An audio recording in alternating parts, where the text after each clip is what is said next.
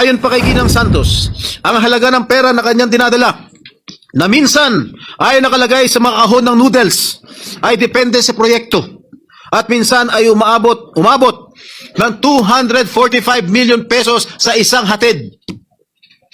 Kapal ng mukha mo.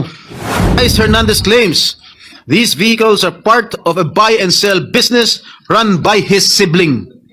But why are all these vehicles registered under their names? Bakit nakarehistro ang kanilang mga sasakyan sa kanilang mga pangalan kung sinasabi niya buy and sell business itong mga ginagawa nila? Gago. Hindi lang yun.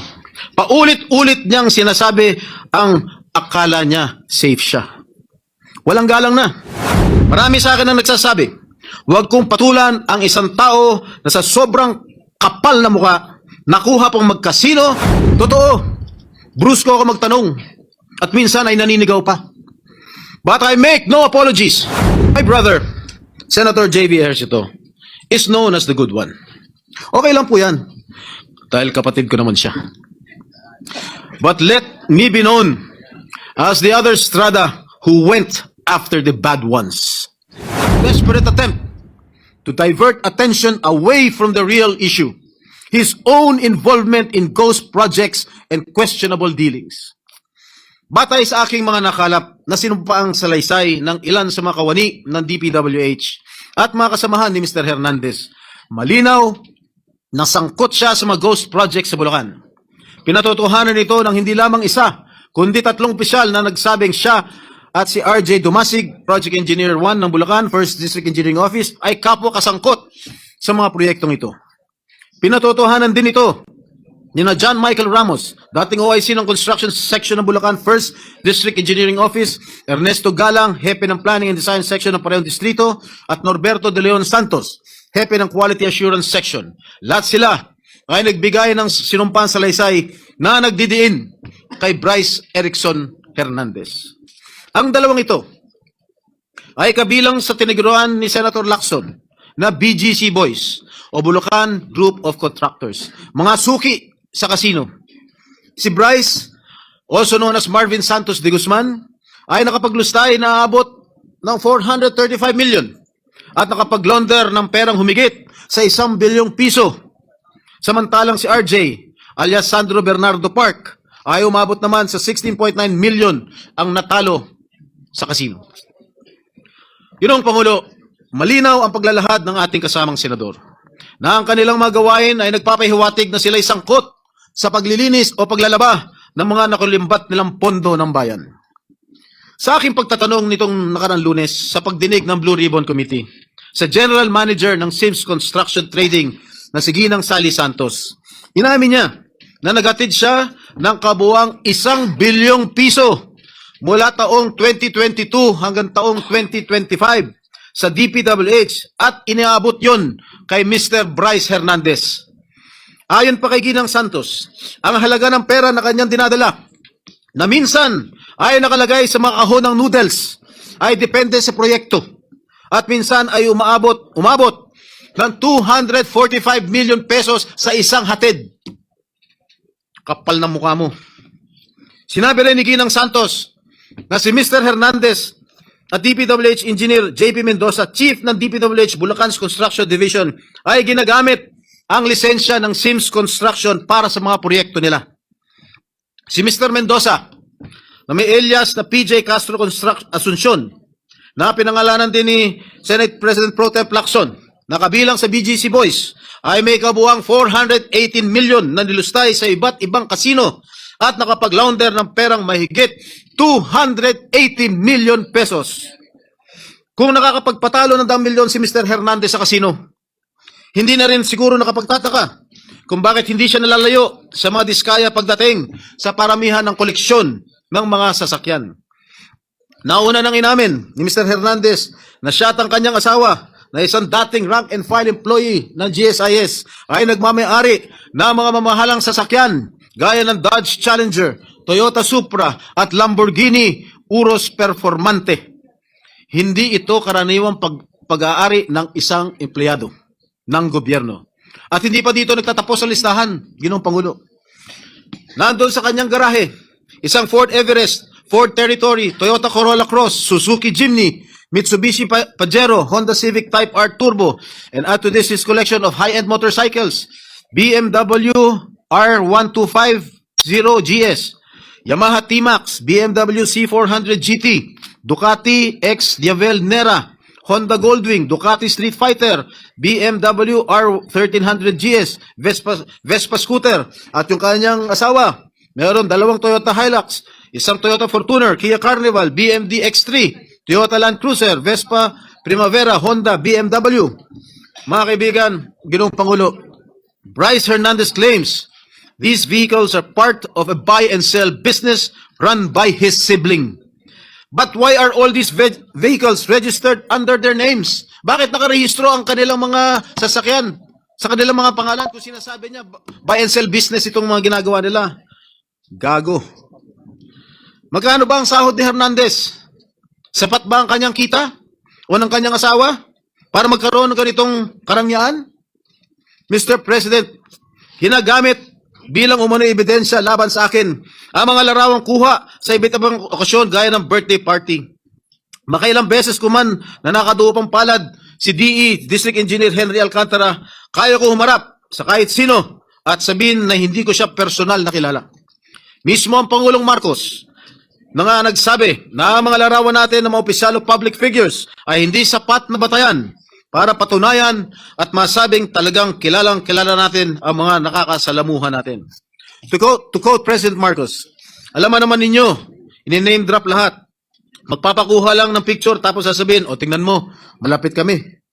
Sa isang araw, 1,000 yung nagpapapicture sa akin eh. So lahat ng 1,000 na yan, malapit na ba sa akin? People have to be more careful at huwag sila masyadong gullible. Yan po ang sinabi ng ating mahal na Pangulo. Tungkol naman sinasabi niya, hinggil sa isang nagngangalang Beng Ramos na nagpakilala daw na miyembro ng aking staff sa Senado. Malinaw na ipinakita niyang text exchanges sa kanyang cellphone na nangyari ang kanilang pag-uusap tungkol umano sa isang pagdideliver ng pera noong December 22, 2022.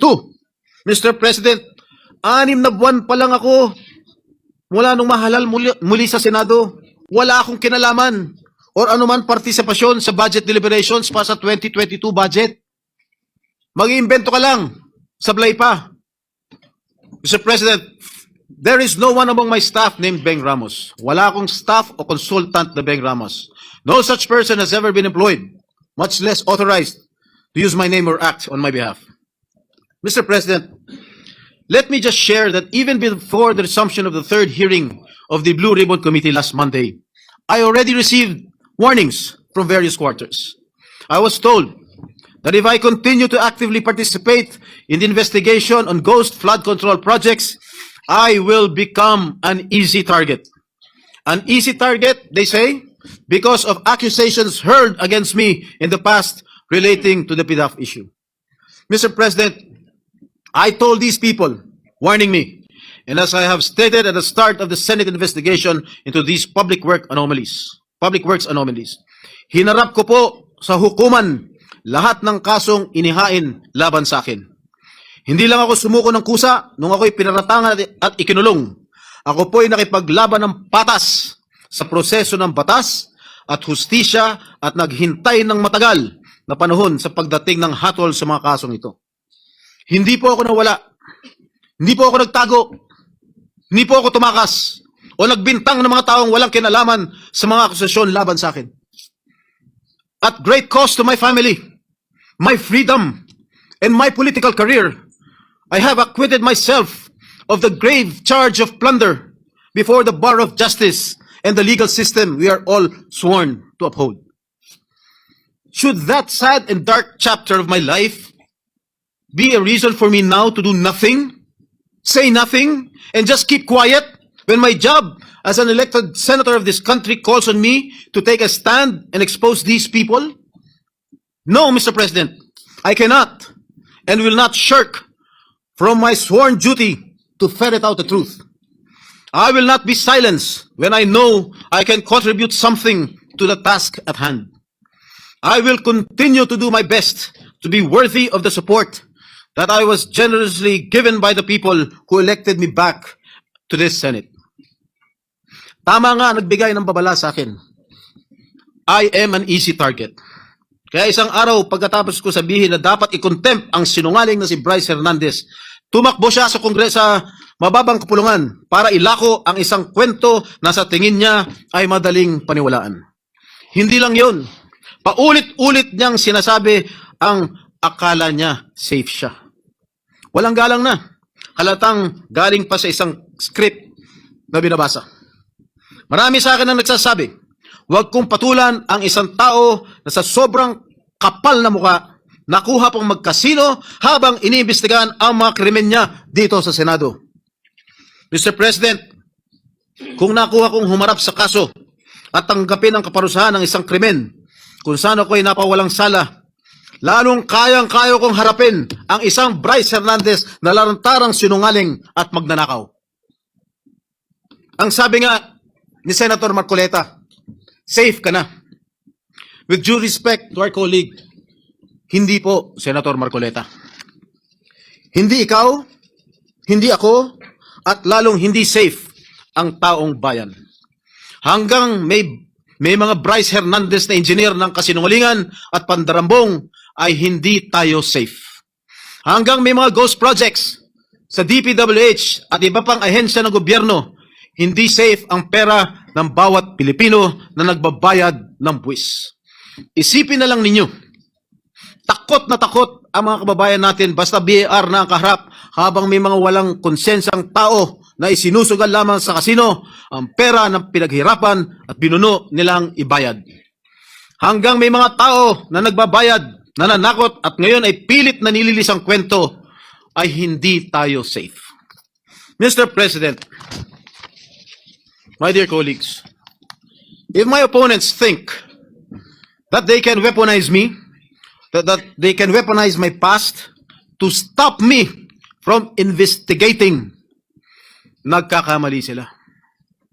If my critics think that funding a social media campaign against me will prevent me from going after liars, thieves, and crooks, hindi nila ako kilala.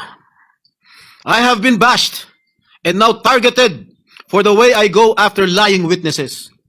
Totoo, brusko ako magtanong at minsan ay naninigaw pa. But I make no apologies. Subukan ninyong humarap sa mga taong sinungaling at mayabang pa. Mga witness na halatang halata na niloloko ka. Mga opisyal na gobyerno na nagmamalinis at nagtuturoan. Tingnan natin kung hindi kayo magalit. Mr. President, my brother, Senator J.V. Ejercito, is known as the good one. Okay lang po yan. Dahil kapatid ko naman siya. But let me be known as the other Strada who went after the bad ones. I will expose and relentlessly pursue the bad ones regardless of the risk, and notwithstanding the cost. Hindi ako natatakot at lalong hindi ko papayagan na gamitin ng masasamang tao ang nakaraan ko para lamang patahimikin ako. I have been jailed. I have been vilified, crucified, and publicly humiliated.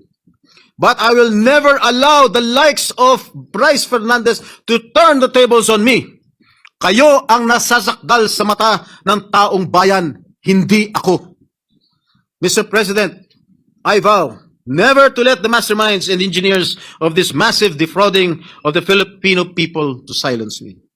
Hindi pa ako tapos at lalong hindi ko kayo uurungan.